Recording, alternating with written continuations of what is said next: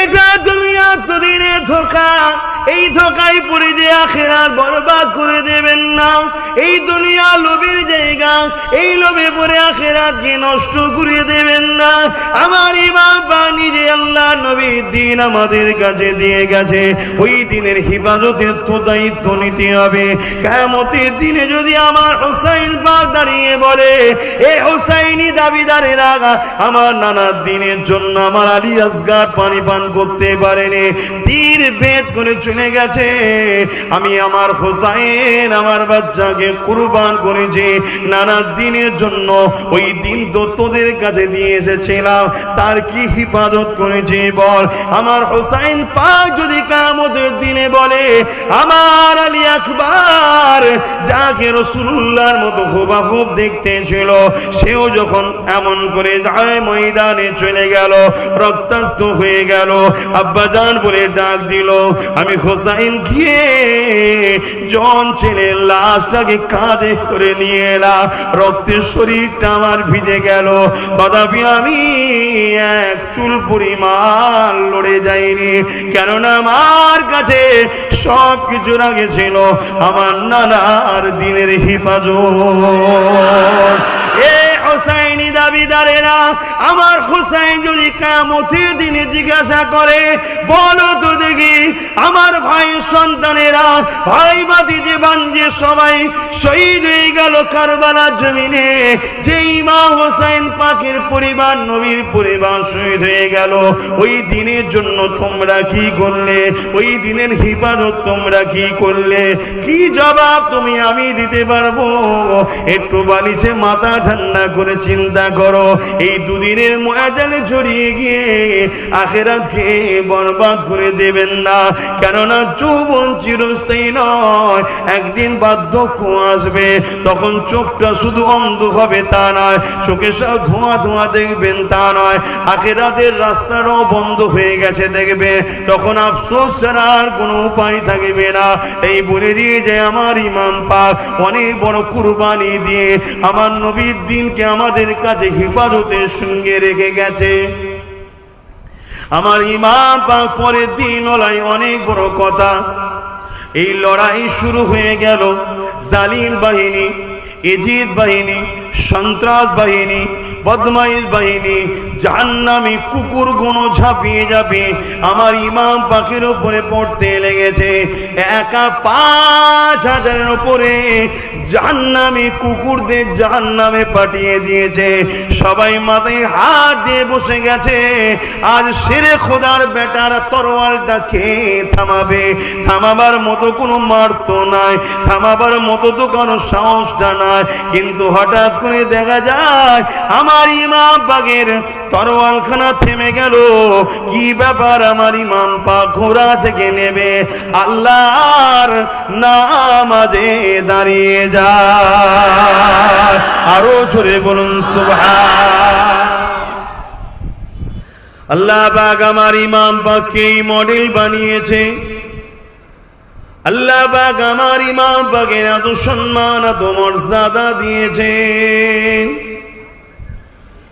কারবালার ময়দানে যখন আমার ইমাম পাক খুতবা দিতেছিলেন, ওই সময় খুতবাতে এজিদ বাহিনীরাও এসে বসেছিল।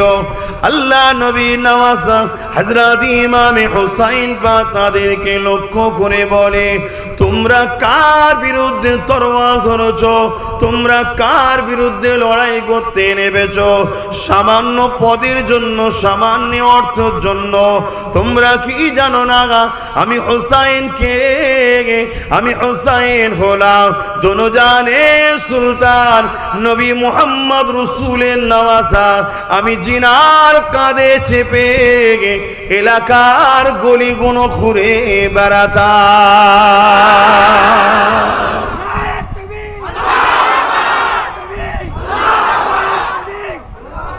আমার রসুল যখন যেতেন কোনো কাজে, এক কাঁধে ইমাম হুসাইন পাক আর এক কাঁধে ইমাম হাসান পাককে বসিয়ে নিয়ে যেতেন। আল্লাহ নবী নওয়াজা হযরতে ইমাম হুসাইন পাক এইভাবে খুতবা দিতে দিতে বলে, এই জিদ বাহিনী তোমরা সামান্য ক্ষমতার জন্য, সামান্য অর্থের জন্য, সামান্য পদের জন্য আমি হুসাইনের বিরুদ্ধে লেগেছ। তোমরা কি জানো না আমার নানা জান যখন মদিনা নববীর মেম্বারে খুতবা দিত, আমি হাসান হুসাইন দুই ভাই যখন আগে আগে আসতাম, আমি হুসাইন তখন আরো ছোট ছিলাম, পা ঠিকভাবে পড়তো না, ছোট ছিলাম। না জানি আমার নানা জান খুতবাকে বন্ধ করে দিয়ে আমি হুসাইনের দিকে আগিয়ে এসে আমাকে কোলে করে তুলে নিয়ে যে আবার খুতবা শুরু করতে।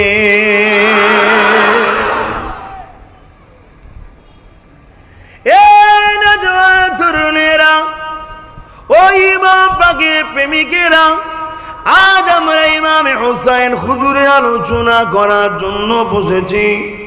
আল্লাহ পাক তেমন তো হাইসিয়াত দেয়নি যে ইমাম পাকের আলোচনা করে আপনাদেরকে শোনাতে পারবো, তথাপিও নিজেকে আহলে বায়াত হুসাইন পাকের গোলাম মনে করে মালিকের কথা বলতে শখ করছি। কেন আমরা অনেকে বলি,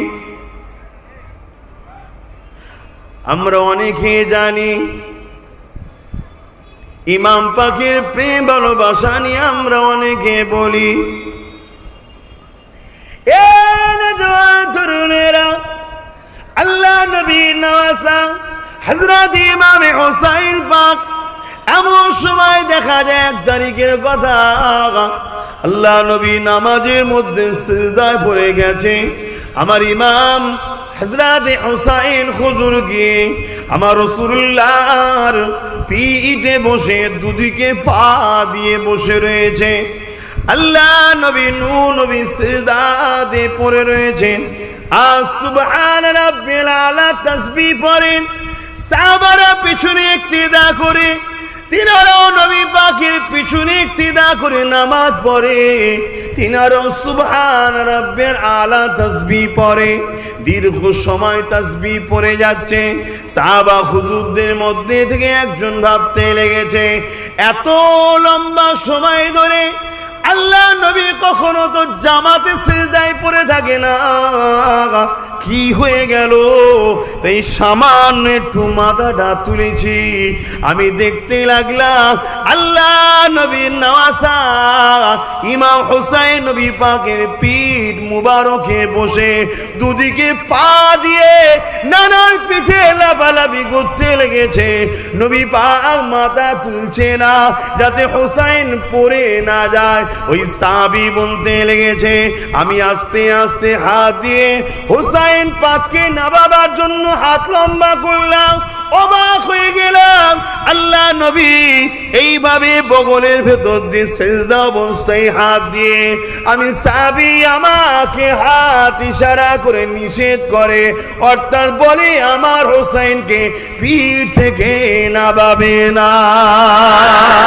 আরো জোরে বলুন সুবহান।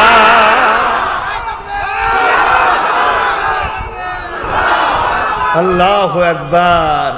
ভেবে দেখুন कि नमाज सबसे अफजाल इबादत, किरात खुदा के लिए खास, रुकू खुदा के लिए, सुबहान रब्बिल अज़ीम खास खुदा के लिए, सजदा और आला खुदा के लिए, सुबहान रब्बिल आला तस्बीह खुदा के लिए। जब हम नमाज में खड़े होते हैं मुसल्ला में, आका ने फरमाया तुम ये समझ के नमाज में खड़े हो जाओ कि तुम खुदा को देखते रहो। जोरे बोलो सुभान अल्लाह। अस्सलातु मिअराजुल मुमिनीन, नमाज मोमिन के लिए मिअराज की तरह है। उस नमाज में दूसरी गैर के ख्याल मत ले आइए। उस नमाज आका जब कर रहे हैं, सिजदा में गए, सुबहान रब्बिल आला, सुबहान रब्बिल आला, सुबहान रब्बिल आला, सर नहीं उठा रहे हैं, क्योंकि मेरे पीठ में हुसैन बैठा हुआ है। हम सर अगर उठाए तो मेरा हुसैन गिर जाएंगे। चिंता करे देखुन হোসাইনের মাকাম আল্লাহ কত দিয়েছে। 1 তারিখে আমার রসুল হোসাইন পাককে कांधे করে लिए হাসান পাককে कांधे করে लिए যাচ্ছে। किसी साहबा ने पूछे ये सवार बहुत अच्छा है, तो मेरे आका तुरंत जवाब दिए हैं, सिर्फ सवार को देख रहे हो, मैं मोहम्मद कह रहा हूं सवारी भी अच्छा है। बोलिए सुभान अल्लाह। सवार जिसके ऊपर बैठते हैं। नबी तारीफ করলেন, নবী কিন্তু সঙ্গে সঙ্গে বললেন, শুধু যে আমার তারিফ করছো আমি ভালো তা নয়, আমি তো আলহামদুলিল্লাহ ভালো, শুধু আমার তারিফ করছো, আমার কাঁধে যে দুটো আছে আমি রসুল বলছি তারাও দামি। জোরে বলুন সুবহানাল্লাহ। সেই হোসাইনের আলোচনা করছেন। আমরা আলোচনা করি, দুঃখের সাথে বলি আজকে কিছু এজিদি মুসলমান আছে, চিনা জানা দরকার, তারা বলে খেয়ে দে কাজ নেই, হোসাইনের আলোচনা করে কি লাভ। ভাই লাভ লুসকান আমাদের বোঝা দরকার আছে। আল্লাহ আলোচনা যখন করেছে, রসুল যখন আলোচনা করেছে, সাহাবারা যখন আলোচনা করেছে, আমাদের আলোচনা করতে অসুবিধে আছে? আবার অনেকে আলোচনা করতে করতেও কাঁদে, অনেকে আলোচনা শুনতে শুনতেও কাঁদে। অনেকে বলা কি দরকার আছে, মানুষ ইন্তেকাল করলে 3 দিনের বেশি দুঃখ গম ইসলামে নাই। বলে না বলে না? হ্যাঁ, দলিল ফতোয়া দেয় না দেয় না? হ্যাঁ, আপনাদের জানা দরকার, কাজ করতে এসছেন ঠিক আছেন, তারপরও দিনকে তো চিনতে হবে, না হয় ইমান চোরেরা ইমান চুরি করে নেবে, বরবাদ হয়ে যাবে, গরিবী জিন্দেগি, পরকালটাও শেষ। জানা দরকার। আল্লাহ নবী, নূর নবী, দয়া নবী, চাচা যান হযরতে হামজা রাদিয়াল্লাহু তাআলা হুজুরের কলিজা মুবারককে বার করে চিবিয়েছিল। ওয়াইসি হিন্দের গোলাম ওয়াইসি চিবিয়েছিল। আল্লাহ নবীর কাছে এসে তওবা করেছে, দিন ইসলাম কবুল করেছে।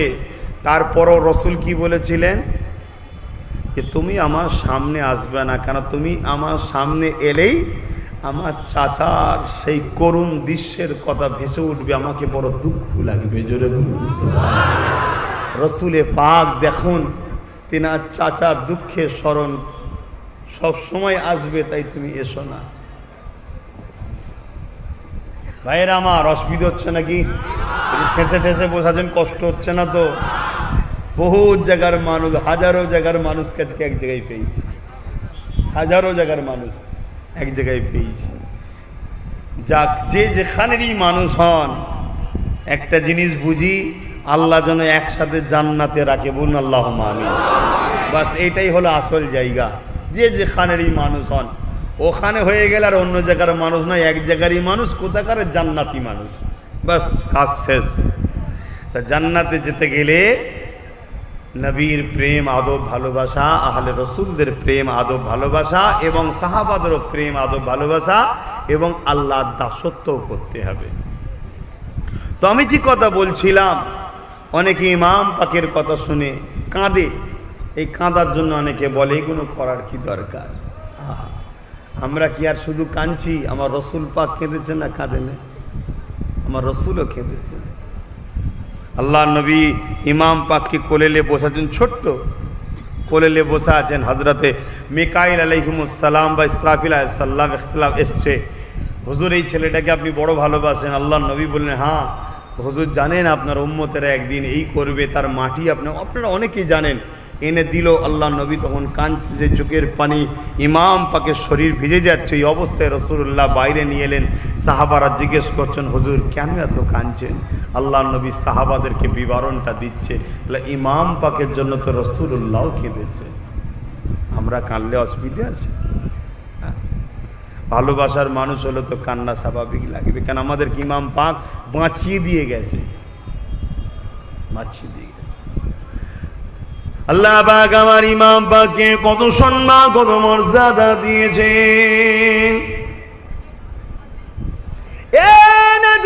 তরুণেরা, 1 তারিখে কথা, আল্লাহ নবী, নবী দয়া নবী, নবী আমার এমন করে দেখা যায় হযরত ইমামে হাসান হোসেন 2 জন বাচ্চাকে নিয়ে কোলে করে নিয়ে বসে রয়েছে। হঠাৎ করে 2 ভাইকে বলে, তোমরা দুজনে কুস্তি লড়ো। বাচ্চাদের কুস্তি লড়াই হয়, দেখেন না? কুস্তি লড়ো, কে যেতে দেখি। নবীর কথায় ইমামে হাসান ইমামে হোসাইন ছোট্ট ছোট্ট দুই ভাই কুস্তি লড়তে লেগেছে। কিন্তু আমার নবী পাক কুস্তি যখন চলতে লেগেছে, বারবার হুসাইন হযরত ইমামে হাসান পাককে পরামর্শ দিচ্ছে, এই হাসান, হুসাইনের কোমর ধরো, হুসাইনের হাত ধরো, এইভাবে জমিনে ফেলো। এইভাবে বারবার হাসান হুজুরের পক্ষ নিয়ে নবী আমার পরামর্শ দিচ্ছে। হযরতে খাতুনে জান্নাত বলে, আমি রান্নার কাজে ব্যস্ত ছিলাম, পর্দার আড়ালটা সরিয়ে দেখে অবাক হয়ে গেলাম আব্বা হাসানের পক্ষ সাপোর্ট করছে। আমি ওই সময় এসে বললাম, আব্বা, স্বাভাবিক ছেলেদের মধ্যে যারা ছোট হয় গার্জেনরা তো তারই পক্ষ নেয়। আমার মনে হয় আপনি হাসানকে বেশি ভালোবাসে, এই হাসানের পক্ষ নিতে লেগেছে।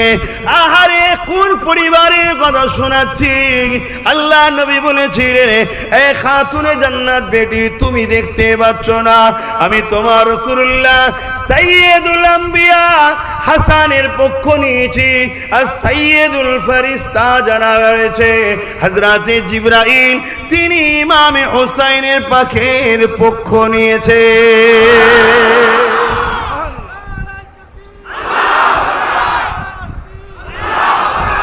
আমার রসুল যেমন সমস্ত নবীদের সর্দার, তেমন ঠিক তেমনই সৈয়দুল মালায়েকা হযরতে জিবরাইল আলাইহিস সালাম, তিনি হোসাইন পাকের পক্ষ নিয়েছে, তিনি হোসাইন পাককে পরামর্শ দিচ্ছে। তাহলে যে পরিবারের বাচ্চাদের ঘরে ছোটবেলায় লালন পালন করে কে? একজন হলো দোনোজাহানের সুলতান, নবীদের নবী সৈয়দুল আম্বিয়া হযরত মুহাম্মদ আরবি সাল্লাল্লাহু আলাইহি ওয়াসাল্লাম, আর একদিকে সমস্ত ফেরেশতাদের সর্দার হযরতে জিবরাইল আলাইহিস সালাম। তারা দুজন মিলে যে বাচ্চা দুটোকে লালন পালন করে বড় করছে, সে বাচ্চা দুটোর মাকাম কত বুঝতে আমাদের অসুবিধে হচ্ছে। কি গো, হুজুরের আলোচনায় হোক তো নাকি? আপনাদের বসতে যারা এখনো পাচ্ছেন না, অসুবিধে হচ্ছে বুঝতে পারছি, কিন্তু আপনারা যারা বসে গেছেন একটু হুজুরের আলোচনা হোক। কি বলছেন? সরাসরি দেন, কেন ইমাম পাখি তো আমাদের জান্নাতি যুবকদের সর্দার, তাই তো নাকি? আচ্ছা, জান্নাতে কি কোনো বুড়ো যাবে? বলুন, জান্নাতে কি কোনো বুড়ো যাবে? না। তার মানে যদি কেউ বুড়ো বয়সে ইন্তেকাল করে, জান্নাতে যাবার যখন সময় হবে তেনাকে আল্লাহ জান্নাতি বানান, কিন্তু তিনি যখন জান্নাতে যাবে তেনাকে আল্লাহ জন যুবক ইয়ং করে দেবে। কথা বুঝে আসছে? তাহলে এখানে একটা বুঝার ব্যাপার আছে। তাহলে জান্নাতে কোনো বুড়ো, সব বুড়ো যা তারা জন হয়ে যাবে। তাহলে এইদিকে হাসান হোসাইন জান্নাতি কাদের সর্দার? যুবকদের। জান্নাতে তো কোনো বুড়োই যাবে না, তাহলে হাসান হোসেন কাদের সর্দার? সমস্ত জান্নাতীদের সর্দার। জোরে বলুন সুবহানাল্লাহ। কি সম্মান আল্লাহ দিয়েছে! এই বাচ্চাদেরকে ভালোবাসুন, ইনাদেরকে পিয়ার করুন, ইনাদের কথা শুনে আনন্দ করুন, ইনাদের দুঃখে নিজেকে দুঃখিত করুন, ইনাদের হাসিতে নিজেদের ঘরে হাসান। দেখবেন আল মারউ মা মান আহাব্বা, বুখারীর হাদিস, যে যাকে দুনিয়ায় ভালোবাসে পরকালে সে তার সঙ্গেই থাকবে। আমাদেরও হাসন নাসর ইনাদের সাথেই হবে।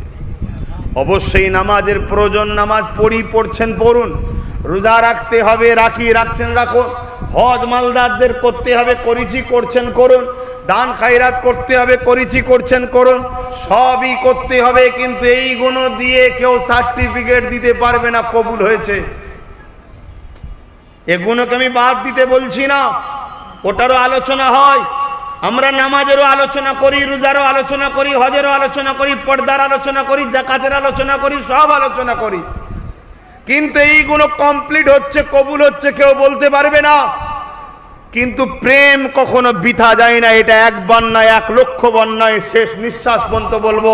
প্রেমের রেজাল্ট হলো এক জায়গায় থাকার নাম। জোরে বলুন সুবহানাল্লাহ, আরো জোরে বলুন সুবহানাল্লাহ।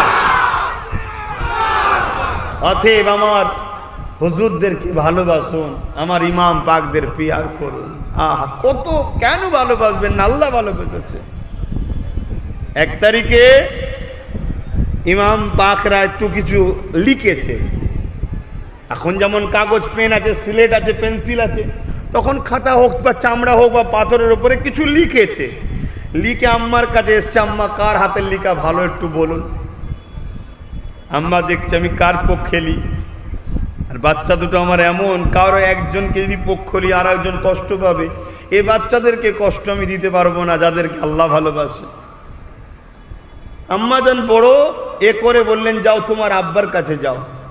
হযরতে মাওলা আলী শেরে খোদা হুজুরের কাছে পাঠিয়ে দিলেন।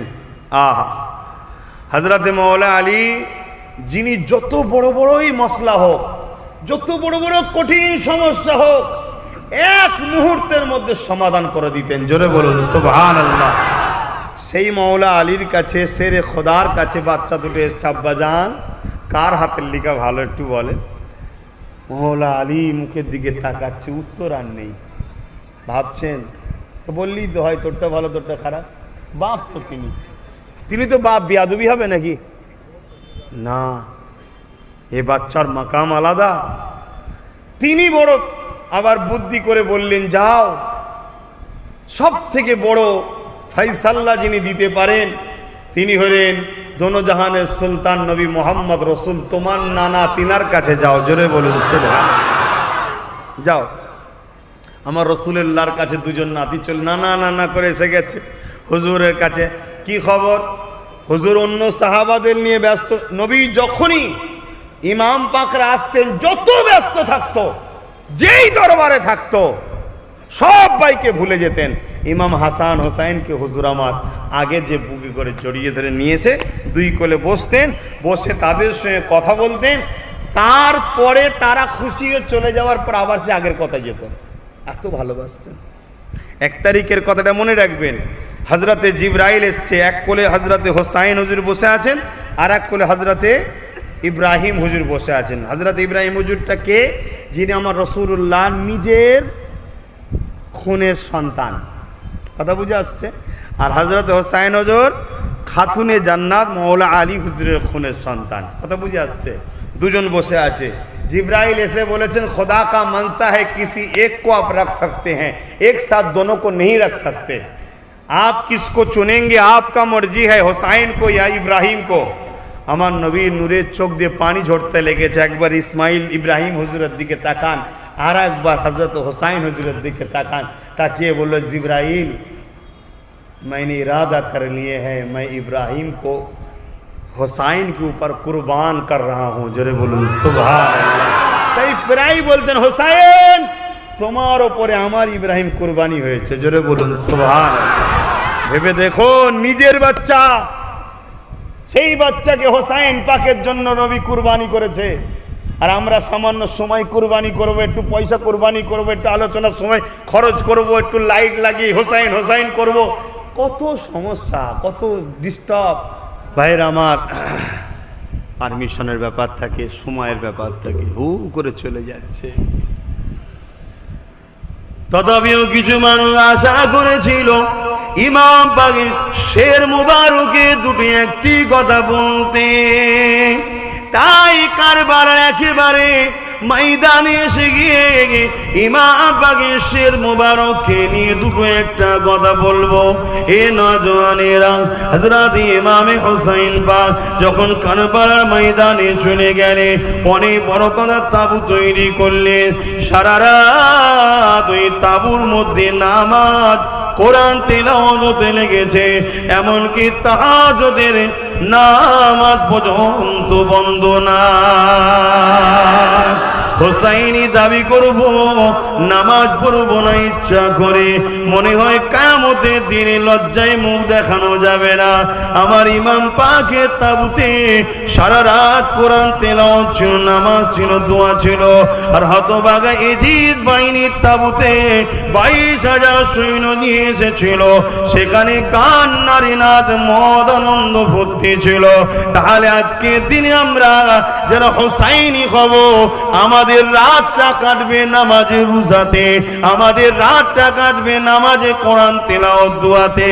ইজিদ বাহিনীর খসনত হলো গান, নারী নাচ, ওদিকে আমরা যাব না। বলুন ইনশাআল্লাহ। তবেই তো হবে ভাই।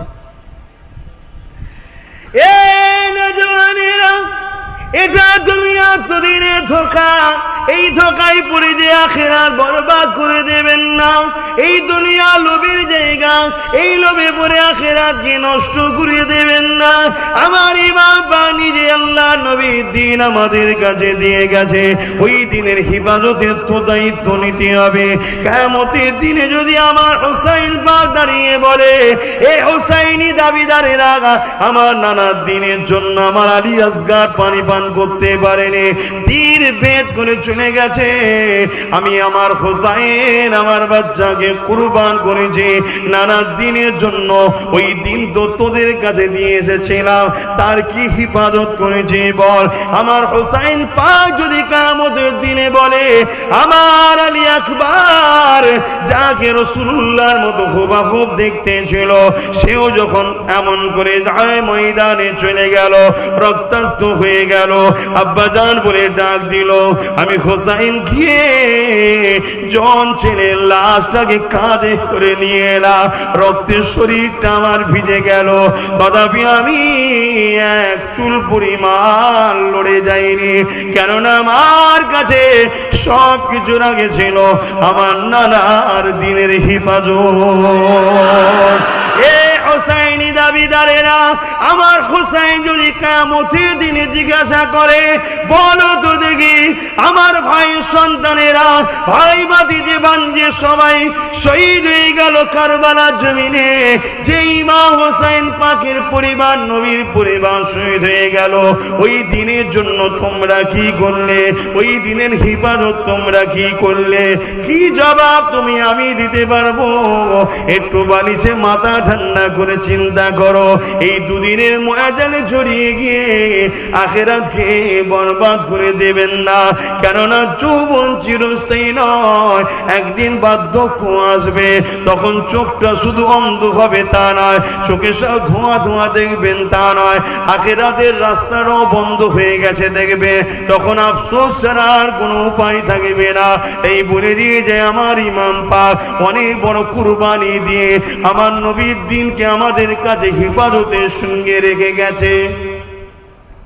আমার ইমাম পাক পরের দিন ওলাই অনেক বড় কথা, এই লড়াই শুরু হয়ে গেল, জালিম বাহিনী, এজিদ বাহিনী, সন্ত্রাস বাহিনী, বদমাইশ বাহিনী, জাহান্নামী কুকুর গুলো ঝাঁপিয়ে যাবে আমার ইমাম পাকের উপরে পড়তে লেগেছে।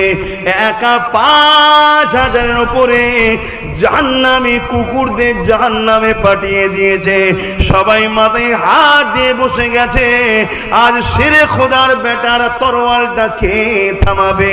থামাবার মতো কোনো মার্ত নাই, থামাবার মতো তো কোনো সাহসটা নাই, কিন্তু হঠাৎ করে দেখা যায় আমার ইমাম পাকের তরোয়ালখানা থেমে গেল। কি ব্যাপার? আমার ইমাম পাক ঘোড়া থেকে নেবে আল্লাহর নামাজে দাঁড়িয়ে যায়। আরো জোরে বলুন সুবহান। চিন্তা করুন, ওই রকম ময়দানেও নামাজের প্রেম। ক্ষমতা ছিল না যদি নামাজ অবস্থায় ইমাম পাককে যদি শহীদ না করতো। কে মায়ের এমন লাল আছে হোসাইনের শের মুবারক কাটবে? কারো ক্ষমতা আছে নাকি? এ শেরে খোদা আলীর বেটা, খাতুনে জান্নাতের সন্তান, আল্লাহ রসুলের ঠোঁট চুষে বড় হয়েছে, এনার শরীর থেকে মন্ডুকি আলাদা করবে। কিন্তু একটা ওয়াদা আছে নানার সাথে, তোর বিনিময়ে আমার কোটি কোটি উম্মতকে আমি জান্নাতি বানাবো। জোরে বলুন। আর সেই উম্মত নবীর দিনের জন্য কি করছে আমি জানি না, তো ভাববেন। আমাদের কাজ তো ভাবিয়ে দিয়ে যাওয়া, জোর করে তার দিন প্রচার হয় না, ভালোবাসাই প্রচার হয়। তরুণেরা, এমন নবী পাকের প্রেমে গেলাম, ও হুসাইনি দাবিদারেরা, আমার ইমাম বাসিদা যখন পড়ে গেছে, এই সুযোগটাকে কাজে নিয়ে এজিদ বাহিনী ইমাম পাকের উপরে চড়াও হয়ে গিয়ে হুজুরের দেহ মুবারক থেকে শের মোবারকটাকে জুদা করে দিল। ইন্না লিল্লাহি ওয়া ইন্না ইলাইহি রাজিউন। আহারে, যে বাচ্চা নবীর কোলে বড় হয়েছে, যে বাচ্চা নবীর কাঁধে ঘুরে বড় হয়েছে, যে বাচ্চাকে আল্লাহ এত ভালোবাসে, বলতে গিয়ে রয়ে গিয়েছিলাম হাতের লেখার কথা মনে আছে। আল্লাহ নবী বলেছিলেন, ইমাম হাসান হোসেন, তোমার ফাইসাল্লা আমি তোমার নানা দিলাম না, তোমাদের ফাইসাল্লাটা আল্লাহ পাকের কাছে দিয়ে দিলাম। যে রাসূলুল্লাহ দুজাহানের সুলতান, সমস্ত সমস্যার সমাধান করে। ভালোবাসার নাতি দুটোর মধ্যে কার পক্ষ নেবে, এই উত্তর আল্লাহর দিকে টেনে দিল। আমার আল্লাহ জিবরাইলকে পাঠিয়ে দিল, এ জিবরাইল দুনিয়া জমিনে চলে যা, আমার হাবিবকে যে জানিয়ে দে, দুজনে যেন তার লিখা সামানটাকে এমন করে আকাশের দিকে তুলে রাখে, আর জান্নাত থেকে একটা ফল ফেলা হবে, যার ওই লিখার উপরে ফলটা পড়বে সে হলো ফার্স্ট হবে। এই কথাটা জিবরাইল এসে জানিয়ে দিল। এমন করে দুটো বাচ্চা লিখাটাকে নিয়ে দাঁড়িয়ে আছে। এই খবর চতুর্দিকে হয়ে গেছে। বহু মানুষ কৌতূহল দেখার জন্য বড় আগ্রহ হয়ে আছে। আর দুটো নূরের ঘরে নূরের বাচ্চা দুটো দাঁড়িয়ে রয়েছে। কি হবে, কি হবে, কি হবে? এমন সময় দেখা যায় ওপর থেকে ফল তো পড়লো ঠিকই, কিন্তু গোটা নয়, আর্ধেক আর্ধেক হয়ে দুজনের লিখাই পড়লো।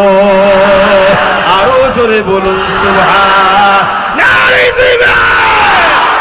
ইয়া হুসাইন, ইয়া হাসান, আহলে রাসূল, জিকরে হুসাইন, জিকরে হাসান, নারে তাকবীর। ভালোবাসেন তাদেরকে, তারা যেটা রেখে গেছে সেটাকে বাড়াতে যদি নাও পারেন, যত্ন তো করেন, যত্ন তো করেন। আমরা তো যত্ন তো দূরের কথা, মিটাবার জন্য লেগে গেছি। হায় হায় হায় হায়।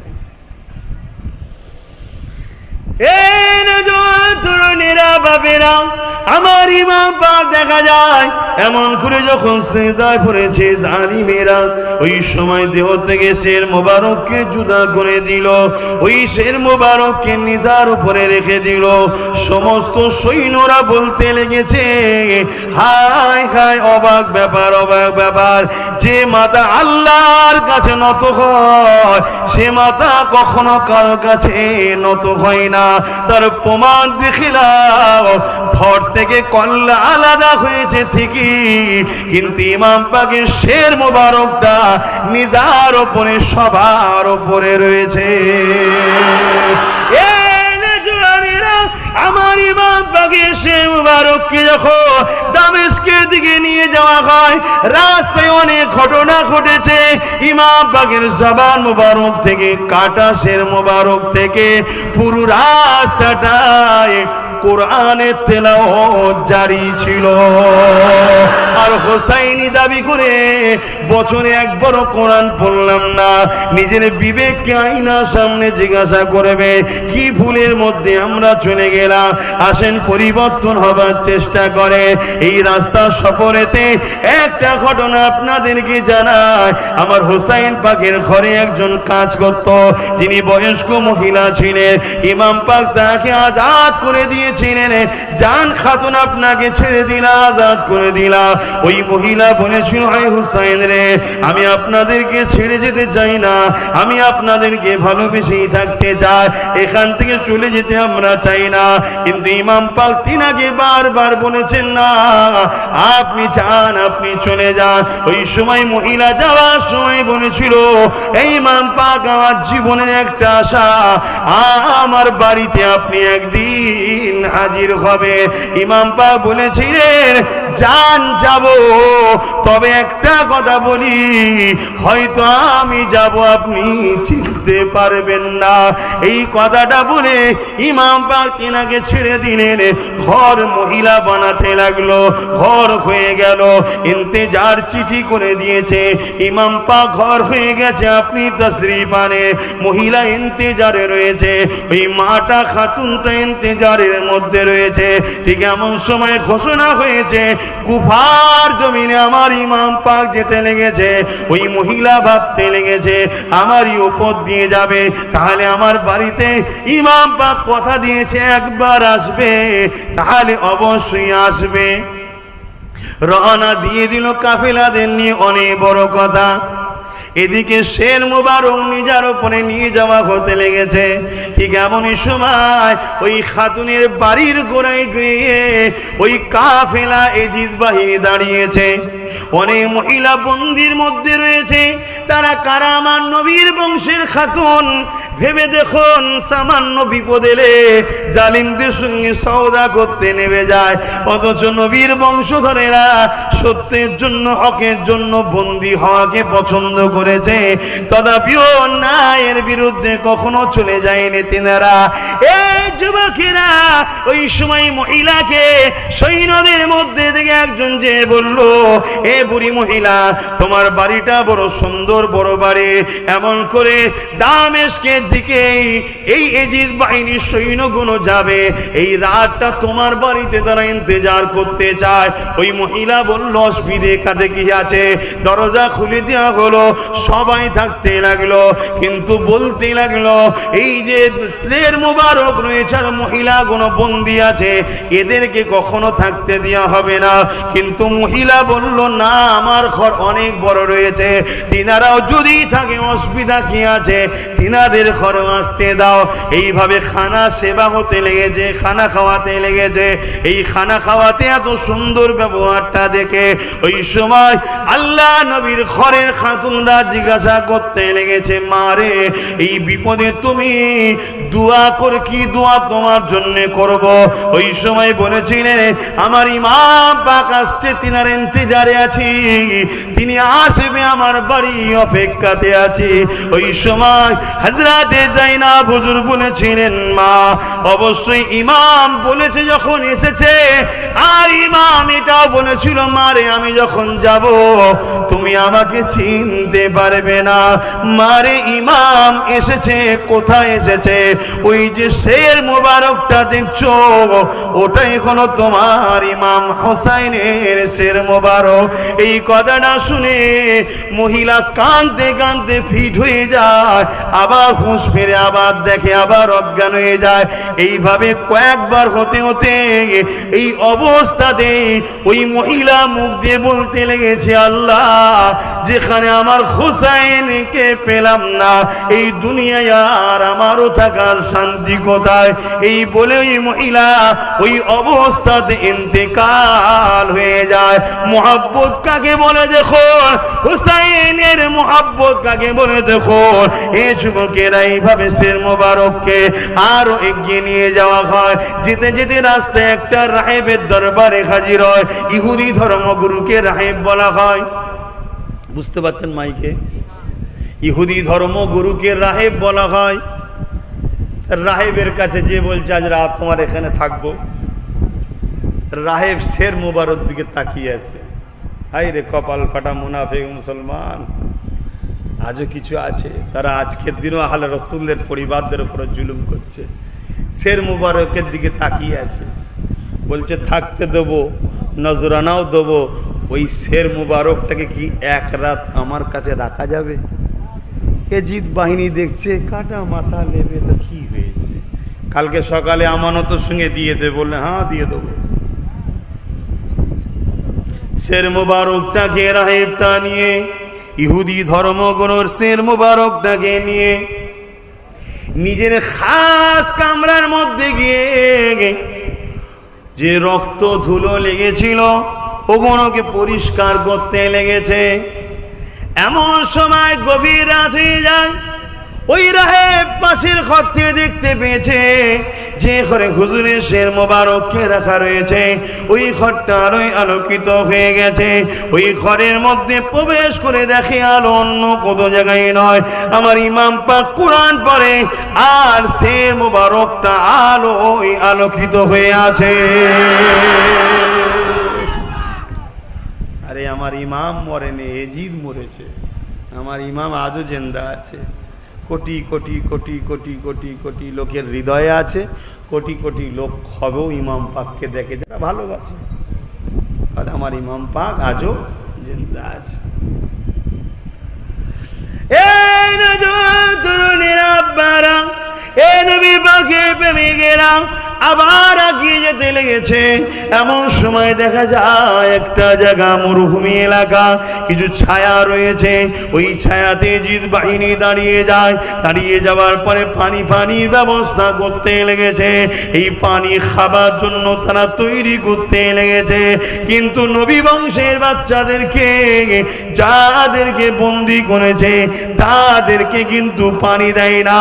ওই বংশবন্দির মধ্যে একটা পুরুষ সন্তান ছিল, একজনই ছিল, যার নাম হচ্ছে আলী আসাদ, যিনি কিনা হযরত ইমামে হুসাইন পাকের মেজো সাহেবজাদা, যিনাকে আমরা জাইনুল আবেদিন হুজুর বলে চিনি, তিনি কিন্তু ওই বন্দির মধ্যে ছিলেন। এই যুবকেরা যখন তারা পানি তো এইভাবে দিল না, কিন্তু কাফেলাকে নিয়ে আবার যখন রওনা দিতে লেগেছে, এই সময় দেখা যায় যে নেজাটা ছিল, ওই নেজার উপরে ইমাম পাকের শের মোবারকটা ছিল, ওই নেজাটা খোরা থেকে নেবে অটোমেটিক জমিনে এমন গিরে গেল, সবাই মিলে তুলতে চেয়েছে, তুলতে কিন্তু পারছে না। এই অবস্থা দেখে কি ব্যাপার, সবার মধ্যে হতভম্ব হয়ে গেছে। কিছু কাফেলা আগে চলে গিয়েছিল, তখন তারা গিয়ে গিয়ে হযরতে যায়েনব আমার ইমাম পাকের বোনকে জিজ্ঞাসা করলে, এই খাতুন বলো তো দেখি, তোমার ভাইয়ের শের মোবারকটা নিজা সমেত জমিনে এমন ভাবে গেড়ে গেছে, এমন ভাবে পুঁতে গেছে, তোলার চেষ্টা করছি, উঠছে না। ওই সময় হযরতে যায়েনব হুজুর বলেছিলেন, দেখুন কাফেলার মধ্যে কোন আহলে রাসূল বাদ পড়ে গেছে কিনা, গুনতি করুন, কেননা নবী বংশধরেরা তারা নিজেদের পরিবারকে দুনিয়ায় বেঁচে থাকায় যেমন পাহারা দেয়, চলে যাবার পরও তারা কিন্তু হিফাজত পাহারা দেয়।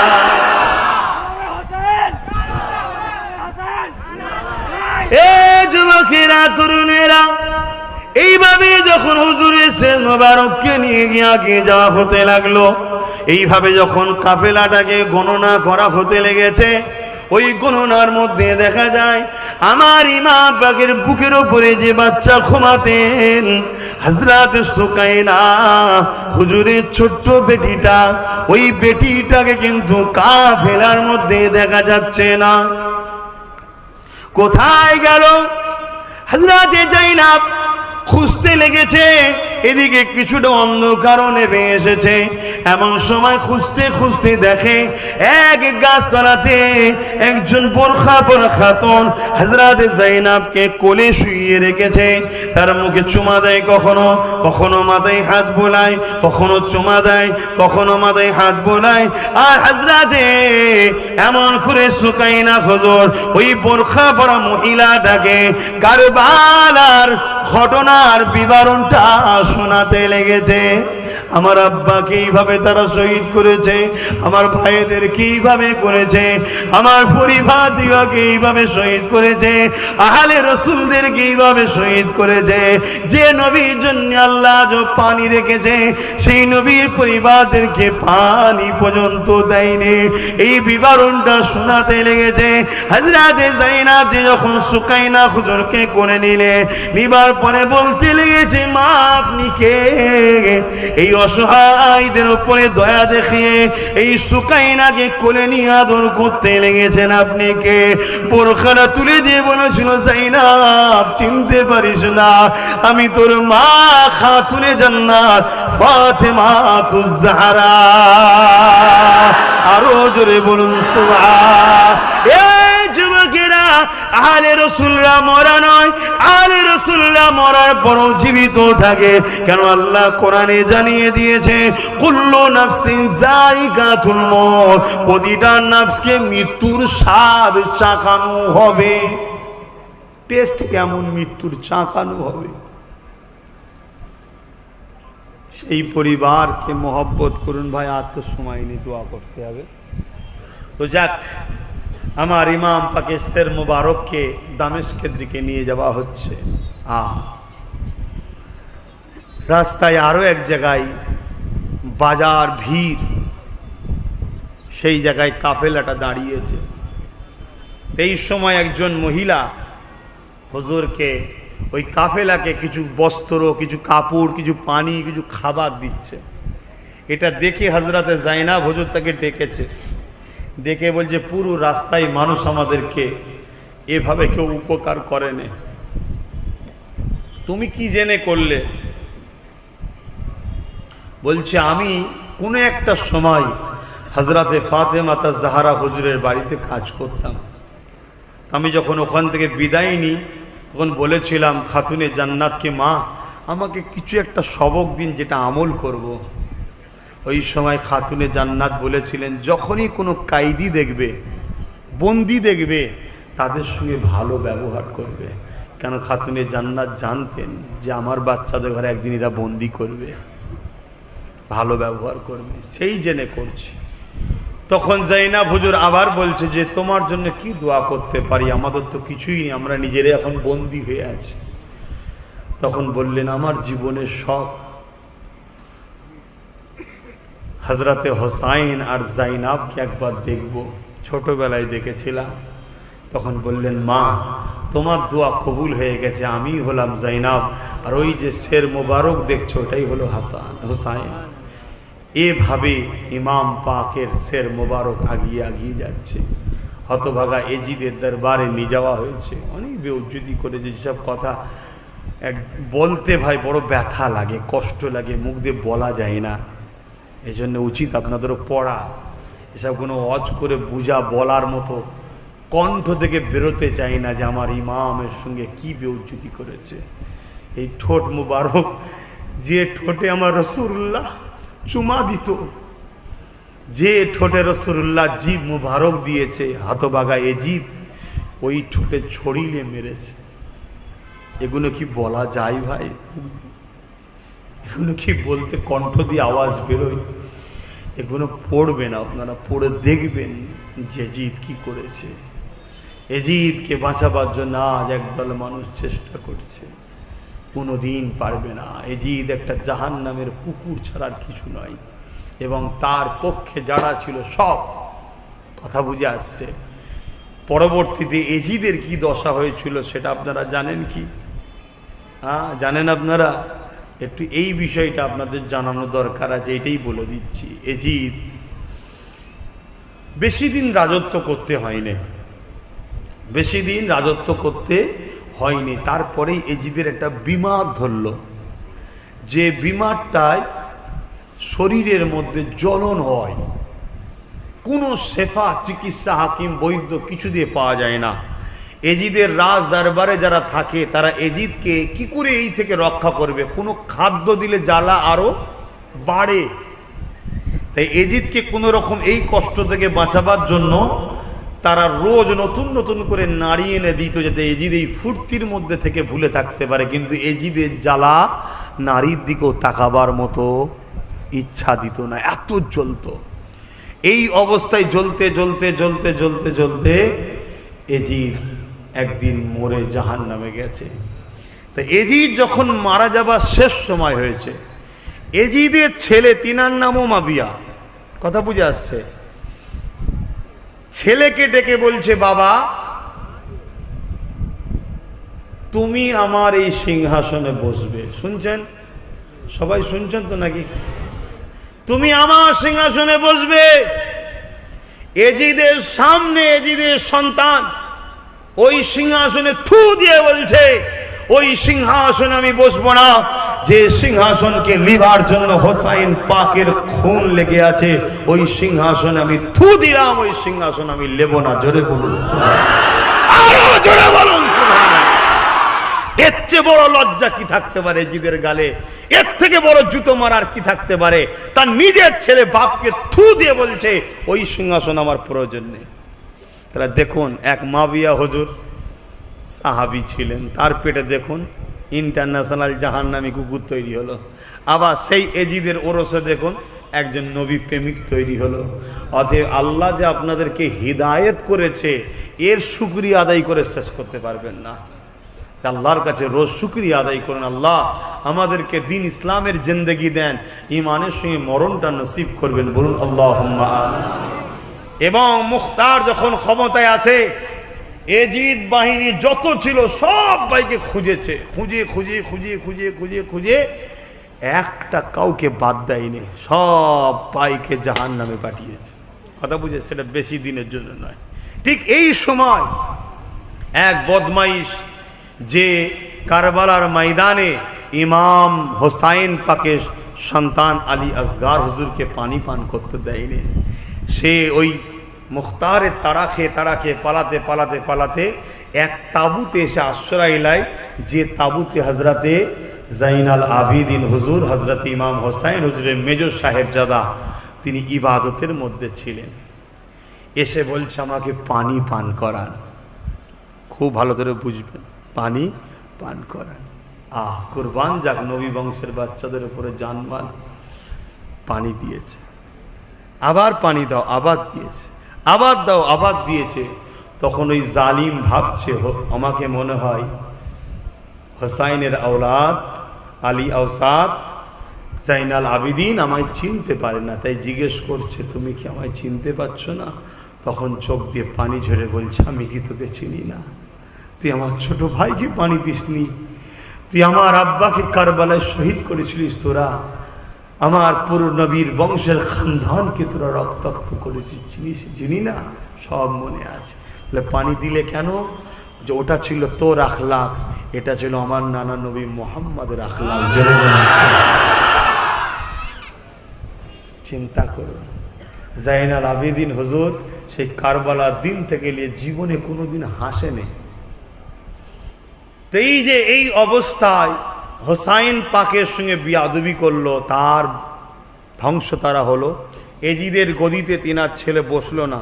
এক রায়াতের মধ্যে আছে তিনি ওই গদিতে থুতু ফেলে ঘরে ঢুকলেন।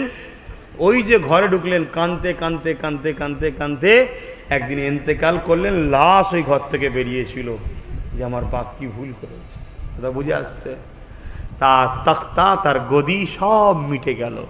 অতএব দুনিয়ার আয়েশ আরাম সাম্রাজ্য বেশি দিনের নয়, দুদিনের। প্রয়োজন আছে কারবার করুন, ব্যবসা করুন, টাকা পয়সা করুন, বাড়ি বানান, দামি দামি গাড়ি চাপার শখ যায় চাপুন, দামি দামি বাড়িতে থাকার শখ যায় করুন, কিন্তু দিনকে বিক্রি করে না, ইমানকে বিক্রি করে নয় এবং জুলুম করে নয়।